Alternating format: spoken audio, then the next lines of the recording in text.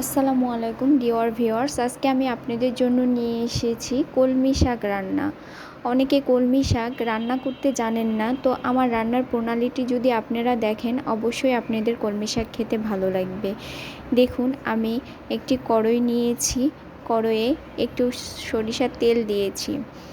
সরিষার তেল দিয়ে পেঁয়াজ আগে কুচি করে রেখেছিলাম। সরিষার তেলটা গরম হওয়া পর্যন্ত আমি অপেক্ষা করে পেঁয়াজ কুচি দিয়ে দিয়েছি। এবার আমি কিছু কাঁচামরিচ কুচি করে রেখেছিলাম, কাঁচামরিচ দিয়ে দিলাম।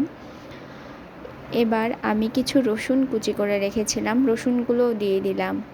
দিয়ে আমি আলতো হাতে নাড়লাম। নেড়ে এটা যখন হালকা ব্রাউন কালার হয়ে আসবে ঠিক ততক্ষণ পর্যন্ত আমি এটা নাড়ব।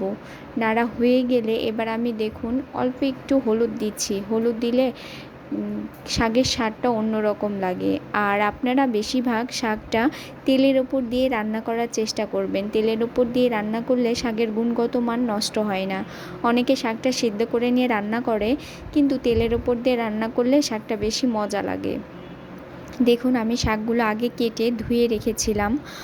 ধোয়া শাক এবার আমি তেলের ওপরে দিয়ে দিলাম।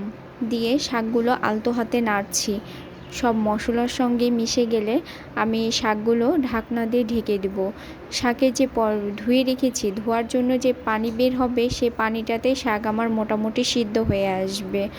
আমি দেখুন শাকটা নেড়ে যখন ঢাকনা খুলেছি শাকটা প্রায় সেদ্ধ হয়ে এসেছে। এবার আমি লবণ দিয়ে আবার একটু ঢাকনা দিয়ে ঢেকে দিলাম। ঢেকে দিয়ে রান্না একদম সেদ্ধ হওয়া পর্যন্ত অপেক্ষা করলাম। দেখুন, আমার শাকটা একদম সিদ্ধ হয়ে এসেছে এবং শাকের কালারটা অনেক চেঞ্জ হয়ে গিয়েছে।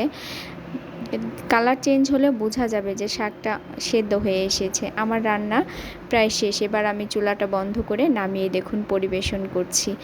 ধন্যবাদ ফর ওয়াচিং মাই চ্যানেল।